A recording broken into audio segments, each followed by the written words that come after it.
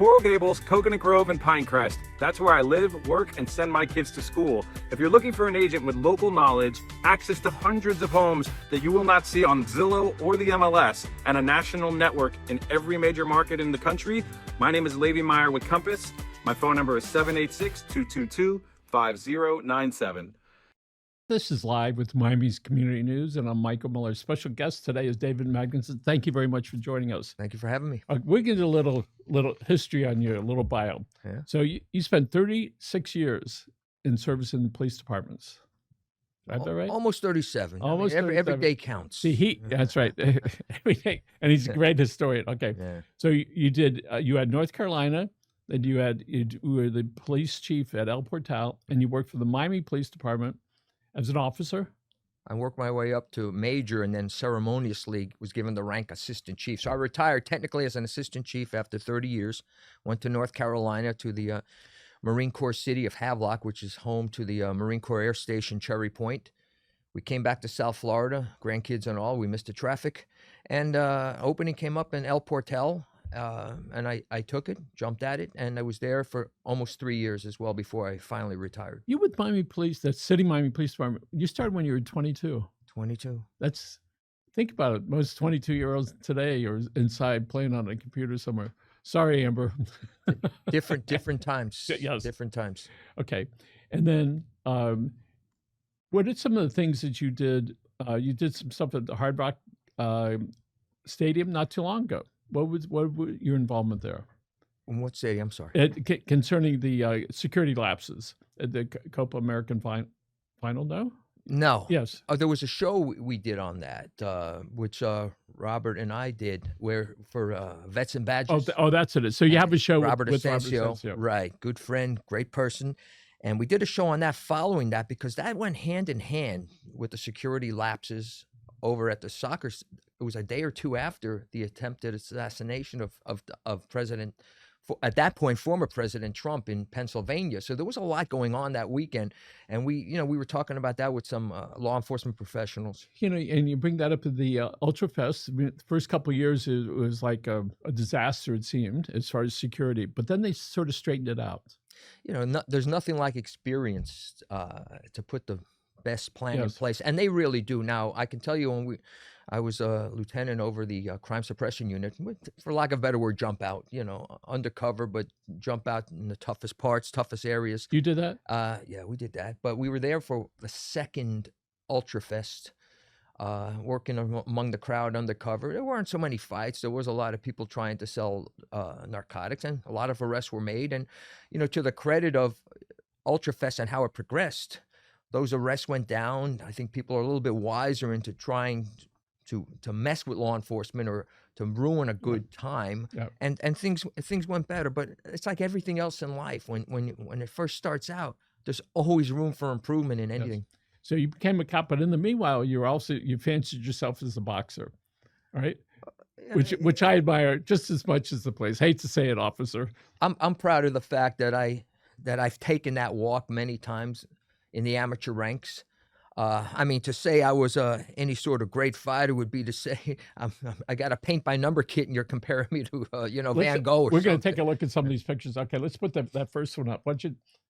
There we go. So tell us where we go. There we go. So tell us about that. That was a tournament back in 1979. I was a senior in high school, 17 years old. What I am most proud of, though, and I can say this because there's no taking liberties with the truth or anything, I'm only 5 pounds heavier. Is that right? At 63 years old than I was as a senior in high school. So I'm very proud of that, and part of that, whether you're fighting or not, the workouts you put in to fight, and it's good for the mind too. Yes. And all that thing, it keeps you young. So this is a tournament 1970 what? That was 79. The other picture there okay. is 1979. Just a month or two later, I was having tournaments like every 2 months. I don't know how good that was for the head, but what I like about that picture is the background. National Airlines, the ticket. Remember the tickets where you didn't have to go to the airport or online? There was no online. You buy the tickets at these outposts, right? Yes. Where any airlines.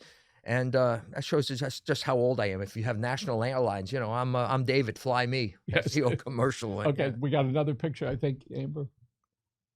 There we go. What is this one? Just getting into the ring in 1980. Now, what's interesting was, a lot of these tournaments came out of the auspices of the Miami Beach PAL. I grew up on Miami Beach after we moved down from New York, and one of the referee in that fight was a Sergeant Tobin, who ran the youth league there in the Miami Beach, and it was just really interesting. Good people. There was a love for law enforcement back then. I was 18 at the time. And I love the city of Miami Beach, but you know what? I'm happy I went with Miami. How about that? So let's talk about on your training for boxing. Mhm. Tell us what that was like in your average week. You know, in high school, I had the wherewithal to get up very early, thinking, and the Rocky movie came out. No, I wasn't eating raw eggs or anything like that, but you had to get out and run, and I did, and it set the tone for the rest of the day. You come home, shower, have a little breakfast, go to school. From there, from Miami Beach High, I would take the K bus down to Fifth Street Gym, where they allowed me to train amateurs. They allowed to train. Really? Yeah. In the same gym? Who else trained over there? Ali. I saw Ali there. I saw Victor Galindez there. A couple other fighters. The guy who went to Beach High with me, turned out a guy named Kenny Klingman was a professional fighter. He ended up being a cop. I think assistant chief, ended up with Bal Harbor, I'm sorry. But he got me into it, he taught me how to fight. But the guy was undefeated as a professional back then. He was only a year or two older than me. Guy was phenomenal, but I looked up to this guy. He was great. I look up to him now. I mean, it's good stuff. For people that don't watch MMA or don't watch Right. boxing, you have the training, which is you can have your self-training, but then you also do sparring, The sparring's important, yeah. right? Because that's like the precursor to actually that somebody wants to knock you out. I would hope not, but yeah, no, it's good. It's good training. I mean, you can do all these other things. I had the heavy bag at home. I did all that, but when you get to the gym in the afternoon, you get to spar. And you have a couple extra set of eyes on you, because not everything you're doing is the proper way of doing it. And they'll teach you. And there's a respect that goes on with it. Yes. And I don't mean to be facetious, but there's nothing like getting hit with somebody, then shaking hands or hugging them when it's over. I mean, you learn stuff. You learn about yourself. I mean, boxing is phenomenal. So tell us about the excitement, the internal excitement with your endorphins going, your heart rate up, your blood pressure up, and being able to be on offense, defense, sometimes within a half a millisecond of that. I can tell you, each time you take the ring walk, your legs are jelly. You get in the ring before, and you say, it doesn't matter if it's a championship fight, if it's your first amateur fight. What the heck am I doing here? And Floyd Patterson said something in his biography. You show me a time that a fighter is not nervous, that's not a good sign. You have to have nerve and put it to use. But your training comes in. There's something I always said, and I use this in a lot of things when I write about. And I use boxing metaphorically quite a bit. There's little I can do about my speed. And there's little, maybe, with speed bag or something, get the hand-eye coordination. Little I can do with power, right? I mean, unless you're born with power of an Ernie Shavers or George Foreman. But what you can do is increase your endurance. And that's by training hard. I mean, not leaving it, in the gym, as they say, but training very hard. And so when you, like you said, maybe getting your bell rung for a couple of rounds, now the person's winded, now you come back. Yeah. I mean, the idea is not to get your bell rung, obviously, but that's important. That's up to you, how you increase your endurance. And that's the beauty of boxing as opposed to a team sport. How you perform, really, it's up to you. And so you're in there, you look at the skills you have. Hopefully you're not overmatched, and they're pretty careful amateurs, putting you with somebody your caliber to a certain extent. You don't want to be a clay pigeon either. So the training for boxing is really training of life itself. Yeah. The things that you have to put in order to get out. And switching over to simplistic things with ChatGPT, you get back what you put in. And if you don't like what you're getting back, change the way you are asking or directing that whole conversation. Absolutely. And so I used to be a quasi hobbyist in boxing. I loved it.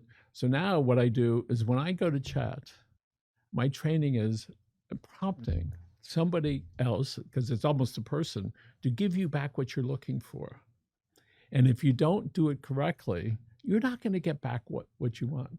And so we know that whether it's boxing or chat or MMA or whatever it happens to be, that it's really the training and the endurance that you get by doing that training that helps us be better people. And you used to run a bunch. How much did you run?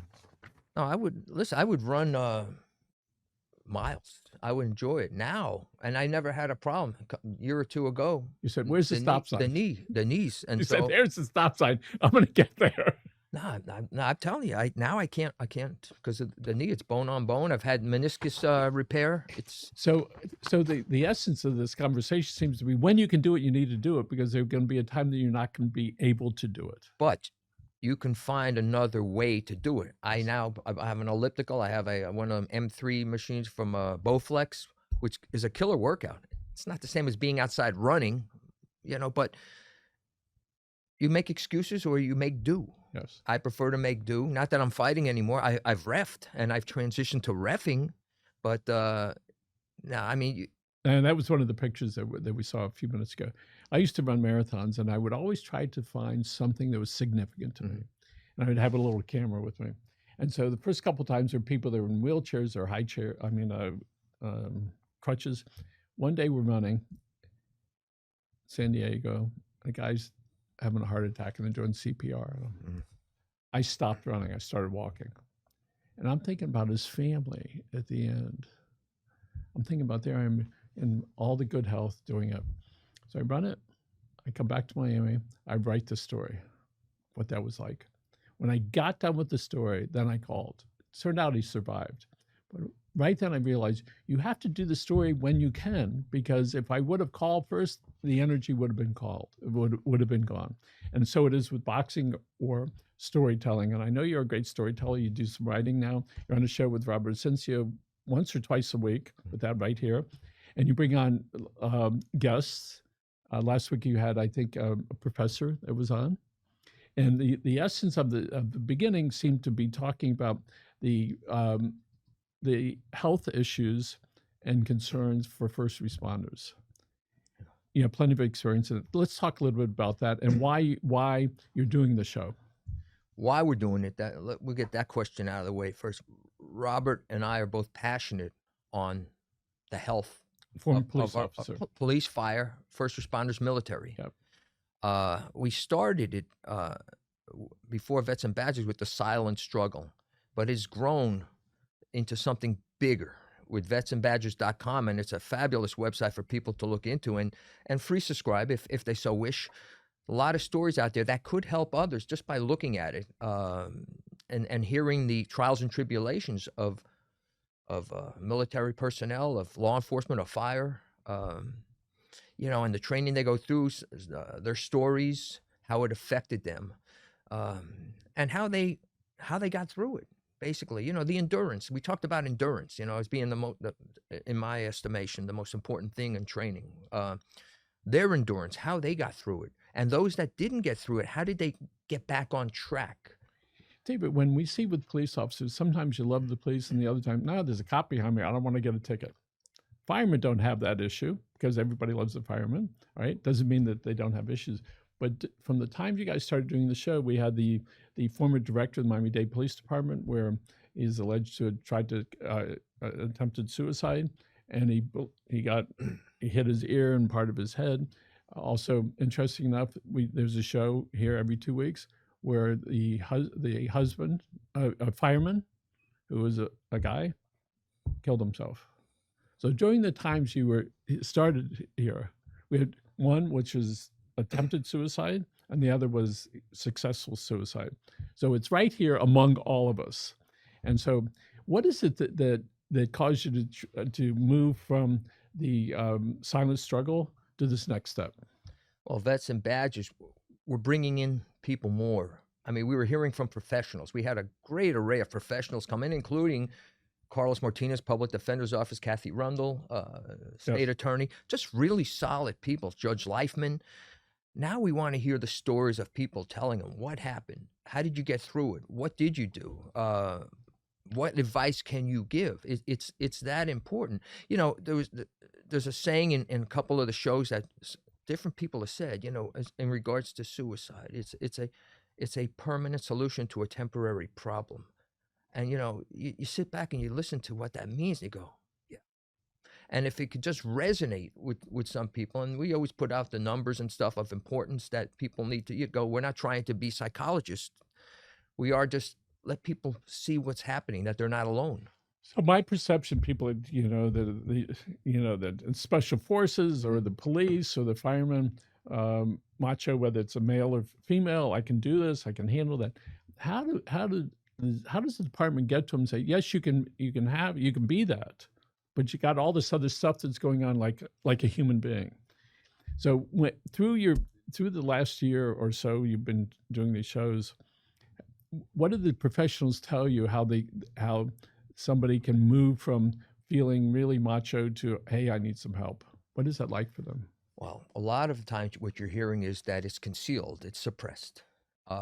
They don't deal with it till later. It can come out decades later, and in a lot of instances it does. But you take solace in the fact that a lot of good things are happening. Mental wellness in the department right here in South Florida, around the nation. And there's a mental health day. Correct. Beaufort, South Carolina police chief just came out in the news yesterday, and I sent it to a few people. I said they're incorporating that into their police department. That's good. That's good. It's no longer, in an alleyway. I'm speaking to a psychologist. We had Chief Manny Morales on that came out and said on our first Vets and Badges show that he goes proactively just for a checkup to feel good. And that's leadership. Yeah. That's leadership. People buy into that. It's no longer taboo. It's a strength to get help as you need it. It's a strength to talk to people. And I hopefully, we just talked about that generation before of sitting on computers. Maybe this generation buys into it a lot more than our generation did. But it's never too late for our generation to seek professional assistance or to talk to somebody or to better themselves, just like you would if you broke a bone. Yeah. So here we are, 2025, first 3 months are all but gone, January, February, March, gone. So, David, what's it look like for you in the next 12 months? What are you going to be doing? I hope what I'm doing, but more of it, whatever it is I'm doing successfully. I'd love to keep writing, get more successful in that. Vets and Badges, get even more successful than it is already with Robert. And just get back into that proverbial ring. So let's talk about it. So you're on the show. When you're doing the show and you realize, God, that didn't make a lot of sense. And that's that conversation, not just between two people, but with your guests. What's it like when you go, I think we got something? What is that like for you when you bring that out? It's a eureka moment. You feel really good. It's important, and it's going to resonate. Well, resonated with us. It's going to resonate with the audience as well. Hopefully, somebody's going to pick up on it. We were here on Valentine's Day, and we had two shows. One with Assistant Chief Francisco Fernandez, who went to Miami PD, and now he's Assistant Chief at Sweetwater, and then retired Police Chief Chuck Press with close to 5 decades in law enforcement, and the stories they told, and we knew as they were telling them that this is something special. This is something that is eye-opening. It was a remarkable experience of what we learned and the emotions that were put forth. And these are two professionals telling their stories. So when in your life did you realize that you were directed and passionate? Did you go, hey, this is my road? As far as you, when you were a little kid, or were you 18 or 20 when you said, I'm on a path? I've always been passionate about things, always read a lot, always took it upon myself to better myself, whether it was in the ring, and I'm a stretch of a great fighter by any stretch of the imagination, but I did it, and I did it for a while, and I did it on my own terms, right? In school, and coming back and getting my master's in military history after I already had a degree, and working my way up the ranks. Am I a perfectionist? Not by any stretch of the imagination. Be student. Although I did very well in a master's, graduated with honors, and I was very proud of that. How did that happen? Well, probably a mistake. I don't know, but no. But I took it serious. I love that component. I love to write, and so everything I do basically is with a passion, including my warped sense of humor and my ability to pull practical jokes. I mean, a lot of times I'm a kid. I have a good time. The grandkids love me because of that, but I find myself well-rounded. So I've read some of your things recently. Yeah. And you can see the passion that you have in there, and that sometimes you'll even humble yourself in the middle of it. And I think that's really good. So the people they'll get relieved on it. There's a certain release. Okay, it's real. It's not just a made up thing. How did you get the experience in writing? What was it that caused you to be good at it? Creative writing at Nautilus. When we had that, I loved it. I remember you'd get all your spelling words and you had to make sentences. And I decided I'm going to make a whole story out of them. The teacher didn't stop me. Yeah, I was good in English, phenomenal in history. Math was all Greek to me. I couldn't stand it. That's a joke. Couldn't stand math. I still can't. But you stick with your strengths. Now you try to better yourself in the things you're not good at. But if you got something you're good at, go beyond being average. There's always saying, do what you do well and do a lot of it. That's right. And then all of a sudden you're going to have all these successes, not just money, but success in being fulfilled and being able to move forward. So tell us about some of the people that help guide you and some of your mentors. Tell us who they are. Well, my best friend was my father. He was from Sweden, stoic, beard, but warm, but that's typical stoic Swede. Just did a lot of things together, merchant seaman, and so he was out to sea, and it was good. The maritime was good. Good money back in the day. He'd be out to sea 3 or 4 months, then on vacation for 3 months and not having to go to work, but he's gone. So it toughens you. So I got close to my mom, certainly with things that you go to your father, he's not there, and he's out to sea. You talk to your mom, and you have that good relationship.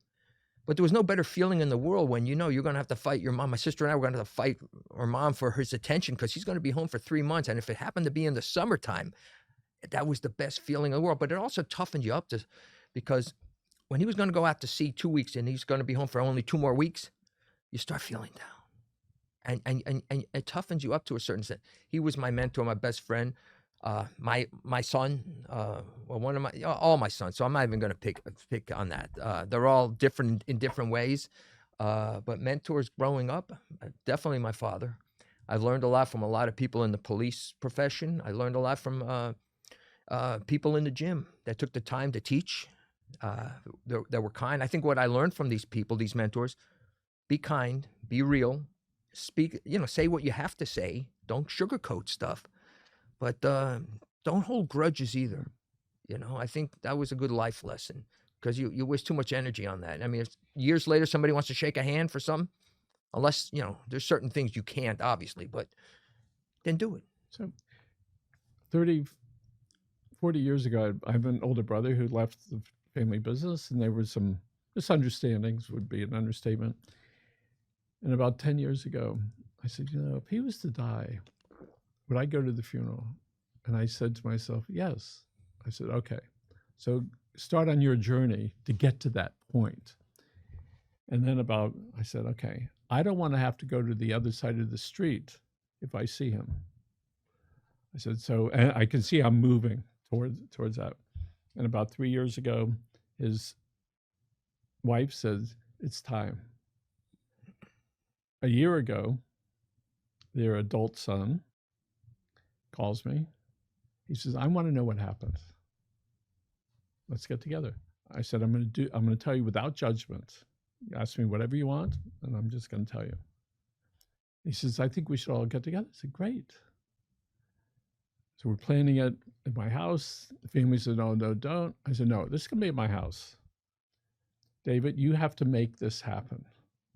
This is the time to do this. If you don't do it now, it is not going to happen. Sure enough, there we were at the house, 11 from that side of the family and 10 from this side of the family, really feeling very fulfilled. And then, the grandkids are there on both sides. Never been together. They don't even know each other. Mm. So I felt like I was the mafia. Okay. And they're all waiting for me to say something. And it was short and sweet. It's through the head of the table, 20 some odd people. I said there were some things that happened a long time ago, and there were a lot of misunderstandings and a lot of hurt feelings. But that was yesterday. Let's move on. And that was it. It was such a wonderful feeling to be able to say, this is it. I went to the direct family, and we had short little conversations. And it was so significant for me that I was able to do it. He recently died. And I was so happy when I gave a talk at the funeral. I said, 10 years ago, I said, if he died, I wanted to be at the funeral. I said, so what this means, folks, is we got to figure out how to get along. I might add, by the way, 3 months ago, I went to the doctor. He was sitting there. I sat next to him and had the conversation. I'm thinking, if I didn't do all that stuff, what would I have done? Left? Sat on the other side of the room? Because we know that's not healthy for us. People came up to me, thank you very much for saying that stuff. One lady came over to me and she said, lady's about 80. She says, I have a sister, I don't talk to her, but I'm not going to talk to her. Okay, ma'am. Thank you very much. But the point of all that is that when we see these relationships problems, we need to work through them as much as that we can, if for no other reason we're at peace, right? I like doing it because of the children that were there and the grandchildren. I didn't want them to think that there was anything wrong with their father or anything wrong with me. Let's just have the conversation. It was terrific, terrific, terrific. And during the service, I asked his wife and one of their children to come up so we could be there together, because I know when people see that, right, they were happy that it was not that tension that was there. And so it was such a wonderful feeling to be able to work towards that. And I think that when we go through life, sometimes we have broken relationships, and you got to decide which ones are worth getting back to. It may never be what it was or what it could have been. Mm-hmm. But I think that we want to live freely, especially as we get older, and say, okay, let's just make this at least neutral for that. And I wanted to have my children see that their father and their grandfather could do that. As tough as that was, we made a decision that it was going to work. So I want to thank you for bringing that up. All right. Well, the one word you never want to use in your vocabulary is regrets. Yes. I'm a man of many talents. I like poetry too, and there's one thing that always stands out that I like, and of everything of page and pen, the worst words are what might have been, and that always resonated with me, because that means you're at that fork in the road. You can do something to change whatever that is. You did it there, and that had to be tough. I mean, the longer you go on, it's the more you got to dig to unbury it. But yeah, I mean, that's it's almost to be philosophical to a certain extent, but it's in your control. Yes, right. And I think that we want to do that.